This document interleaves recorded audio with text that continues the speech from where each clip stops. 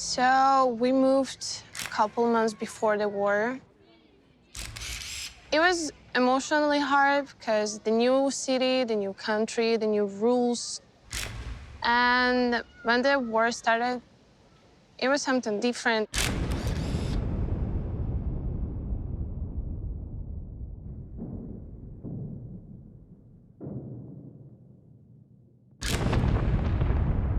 You understand that you have family there, you have friends still there.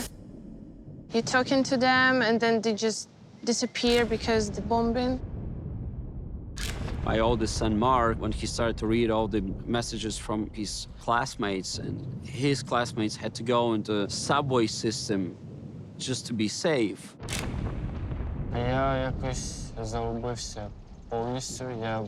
got totally lost. I didn't know what to do because I was so afraid for my friends. I was so afraid for the place we lived that the bomb would go and break out there. I think that the feeling of guilt that he is safe over here in the US and his friends are over there under the bomb attacks influenced him very much, and he would come and say, Dad, how can we be here? It's a different era of autocracy and dictatorship, which is why Ukraine is so symbolically important. The first thing you have in your mind is your loved ones and your relatives that you have in the country. Hundreds of local YMCAs and thousands of volunteers, staff, and members contributed to our World Service Campaign's special appeal for the Ukraine humanitarian crisis. We have now raised over $3 million of financial and technical support, and that is enabling us to address both the immediate needs of young people and families, but also the long-term needs of these individuals and the rebuilding of the YMCA movement in Ukraine.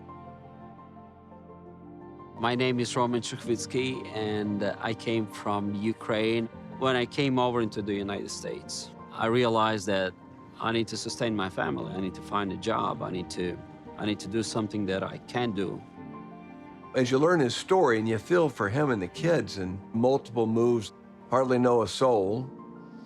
And so I remember calling Drew. I said, Drew, what do you think about some kids from Ukraine?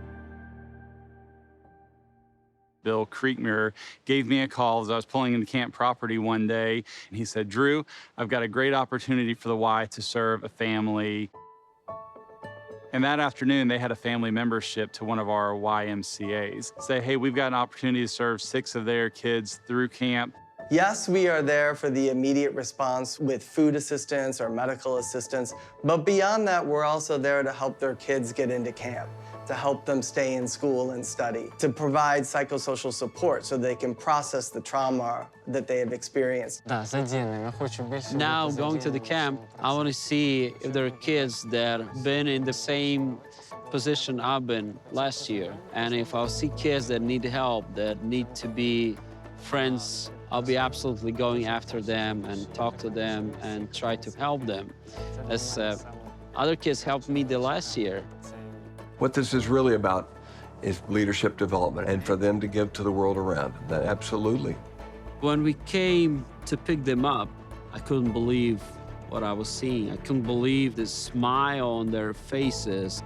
I'm very grateful that the community and the people that surrounds us help us. Literally, the sun never sets on the YMCA's impact. Whether it's in Africa, Latin America, and the Caribbean, the Asian Pacific Alliance region, in Eastern Europe, in the Middle East, the YMCA is part of the fabric of civil society that brings people together around common causes.